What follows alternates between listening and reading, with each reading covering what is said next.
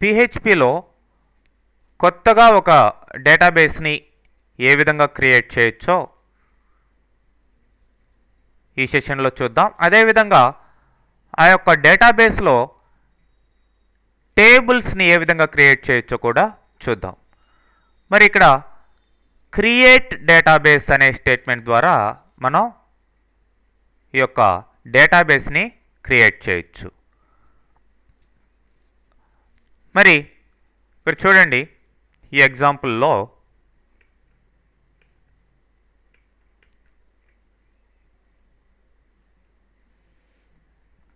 First local host admin అనే యూజర్కి connect చేస్తున్నాం ఈ పాస్వర్డ్ తోటి. అయితే ఇక్కడ డేటాబేస్ నేమ్ ఏమీ ఇవ్వలేదు, ఎందుకంటే పర్టికులర్ డేటాబేస్కి నేను కనెక్ట్ కావటం లేదు. సో ఆ యూజర్లో కొత్త డేటాబేస్ని క్రియేట్ చేయబోతున్నాను కాబట్టి ఇక్కడ ఆ యొక్క డేటాబేస్ని క్రియేట్ చేసేదానికి స్టేట్మెంటు ఇది. క్రియేట్ డేటాబేస్ my_db అనే డేటాబేస్ని కొత్తగా క్రియేట్ చేయబోతున్నాను. దాన్ని కాస్త SQL అనే వేరియబుల్కి అసైన్ చేశాను.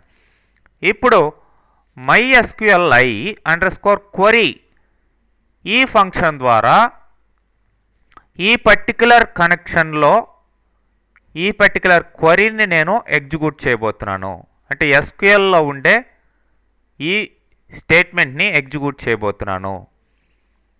ఓకే, మరి ఆటోమేటిక్గా ఈ కనెక్షన్లో ఈ యొక్క డేటాబేస్ అనేది క్రియేట్ అవుతుంది.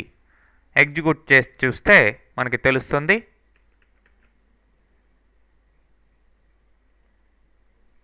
Okay, successfully created. మరి ఎక్కడ క్రియేట్ అయి ఉంటుంది? మనకి కంపల్సరీగా ఈ యొక్క MySQL సాఫ్ట్వేర్లో డేటాబేస్లో ఇది క్రియేట్ అయి ఉంటుంది. మరి మనం అడ్మిన్లోకి లాగిన్ అయ్యి చూసినట్లయితే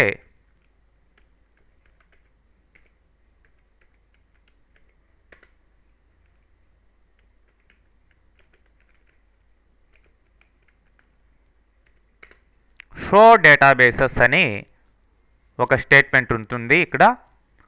మరి డేటాబేస్లు ఏమేమి ఉన్నాయి? ఆల్రెడీ కంపెనీ అనే డేటాబేస్ ఇంతకు ముందరే నేను క్రియేట్ చేస్తున్నాను. ఇప్పుడు పిహెచ్పి ద్వారా క్రియేట్ చేయబడింది ఈ యొక్క my_db అనే డేటాబేస్. ఓకే, ఈ విధంగా ఒక డేటాబేస్ని మనం క్రియేట్ చేయొచ్చు. అయితే ఒక డేటాబేస్ లోపల ఒక టేబుల్ని క్రియేట్ టేబుల్ అనే స్టేట్మెంట్ ద్వారా మీరు క్రియేట్ చేయొచ్చండి. దీన్ని కూడా MySQLi_query ఫంక్షన్లో మనం ఎగ్జిక్యూట్ చేయొచ్చు.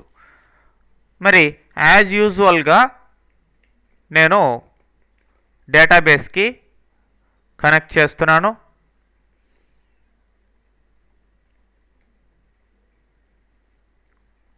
చూడండి, డేటాబేస్కి కనెక్ట్ చేశాను. అయితే కొత్త డేటాబేస్ నేమ్ ఏదైతే మనం క్రియేట్ చేసామో ఆ డేటాబేస్కి కనెక్ట్ చేయడం జరిగింది ఇక్కడ.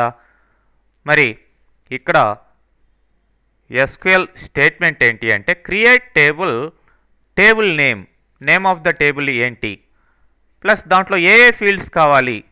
ఇక్కడ నేను field first name, last name, age 3 fields ఇవ్వడం జరిగింది. మరి ఒక్కొక్క ఫీల్డ్కి కూడా డేటా టైప్ ఇచ్చాను. ఇక్కడ char 30 దీనికేమో ఇంటిజర్ ఇవ్వడం జరిగింది. ఇట్లా 3 ఫీల్డ్స్, ఒక్కొక్క ఫీల్డ్కి ఏ టైప్ ఆఫ్ డేటా దాంట్లో స్టోర్ అవుతుందనే డేటా టైపు ఇచ్చి దాన్ని MySQLi_queryలో ఈ పర్టికులర్ కనెక్షన్లో ఈ యొక్క SQL స్టేట్మెంట్ని ఎగ్జిక్యూట్ చేస్తున్నాను. సో ఆటోమేటిక్గా పర్సన్స్ అనే టేబుల్ ఈ యొక్క 3 ఫీల్డ్స్ తోటి క్రియేట్ కావాలి. ఓకే, మరి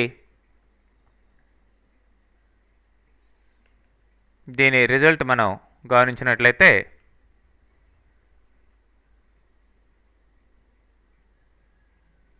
చూడండి, టేబుల్ పర్సన్స్ క్రియేటెడ్ సక్సెస్ఫుల్లీ.